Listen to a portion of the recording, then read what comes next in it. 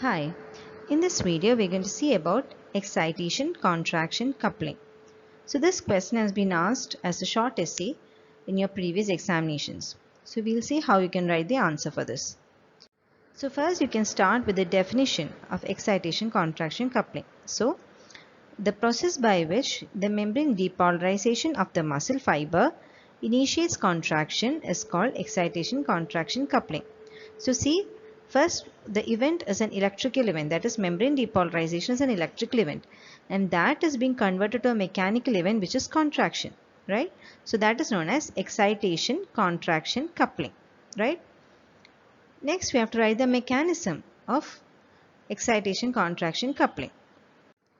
So we can start this answer by first writing about the excitation part. Okay, how does a muscle membrane get excited?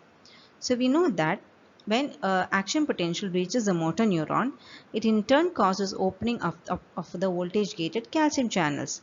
Thus there will be entry of calcium into this motor neuron, which in turn causes release of acetylcholine from the synaptic vesicles, right?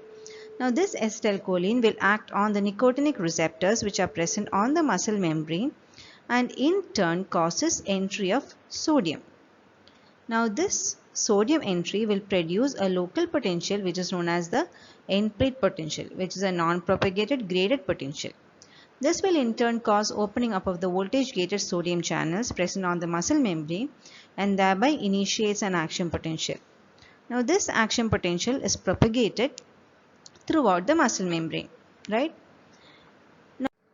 So once the action potential is initiated in the plasma membrane of the muscle fiber, it gets rapidly spreaded onto the surface as well as interior of the muscle membrane by the help of these T-tubules. Now here we've got a special receptor called dihydropyridine receptor. So once the depolarization reaches these T-tubules, it activates these dihydropyridine receptors. The activated dihydropyridine receptors will in turn open up another channel which is known as the ryanodine receptor.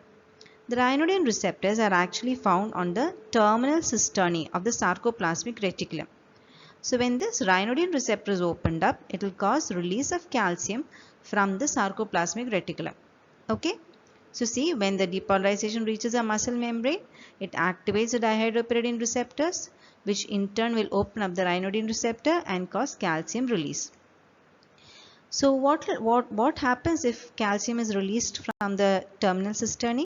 See, when there is release of calcium from this terminal cisternae, there will be increased sarcoplasmic calcium concentration, right?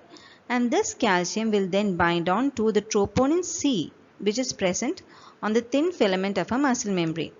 This binding of troponin C will cause conformational change in another protein called tropomyosin, and it will uncover the binding sites of myosin.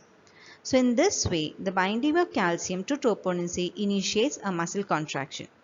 So see here, an electrical event which was depolarization is converted on to a mechanical event, that is contraction, and the coupling agent is actually calcium. Okay. So we'll just see the steps one by one. When a motor neuron action potential reaches a motor neuron, there is opening up of voltage gated calcium channels. There is a release of acetylcholine and entry of sodium. There is development of end plate potential, initiation of action potential in the muscle fiber. And then this action potential is propagated through along the muscle membrane. And there's inward spread of depolarization along the T-tubules into the muscle. There is activation of these dihydropyridine receptors and opening up of ryanodine receptor, which in turn causes release of calcium from the terminal cisternae. And then there is increased sarcoplasmic calcium concentration, which leads to binding up of calcium to troponin C and initiate muscle contraction. Okay. So this is how an excitation of a motor neuron causes contraction of the muscle, and this process is excitation contraction coupling. Clear? So till now we just talked about the events during depolarization, right? But we should also know what happens when there is muscle relaxation or when there is repolarization. Okay? So when there is repolarization, the voltage of the muscle membrane changes, right? This will lead to inactivation of the dihydropyridine receptor and closure of these ryanodine receptors. Okay? So when there is closure of the ryanodine receptor, there is no more release of calcium from the sarcoplasmic reticulum.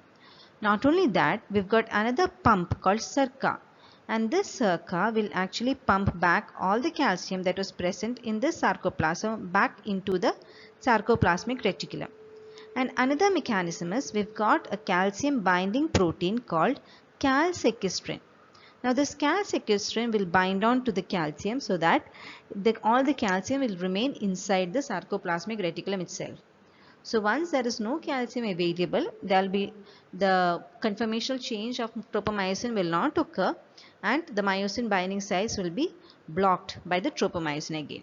Okay, so that is the event that occur when there is muscle relaxation or repolarization of the muscle membrane. So during repolarization, the conformational change in the dihydropyridine receptor closes the ryanodine or the calcium release channels. So the calcium is transported from the sarcoplasm into the sarcoplasmic reticulum by Surca. The full form of Surca is sarcoplasmic reticulum calcium ATPase. Okay. And in addition, inside the reticulum, there is a calcium binding protein called calsequestrin, which can bind the calcium ions. So that is a mechanism which occurs during the muscle relaxation or repolarization. Now the applied aspect is there is a phenomenon called malignant hyperthermia. So what is malignant hyperthermia? For some individuals, there will be mutations of these ryanodine or dihydropyridine receptors. So when such individuals are administered an inhalational anesthetic like halothane or ether before a surgery, the defective ryanodine receptor causes excessive release of calcium in the sarcoplasm. So what happens when there is excess calcium in the sarcoplasm? There will be increased muscle contraction, and there will also be increased muscle metabolism, which causes hyperthermia. So this is one reason or one applied aspect of the excitation contraction coupling. Okay. So to summarize, when a question like excitation contraction coupling is asked, first you have to write the definition of the process. That means it is the process by which a muscle membrane depolarization is converted to muscle contraction. And then you should write the mechanism. So you should write both the mechanism of neuromuscular transmission as well as how it is spread on to the muscle membrane and there's calcium release and initiation of contraction. And you should also write some applied aspects. Okay. So I hope the concept is clear. Thank you.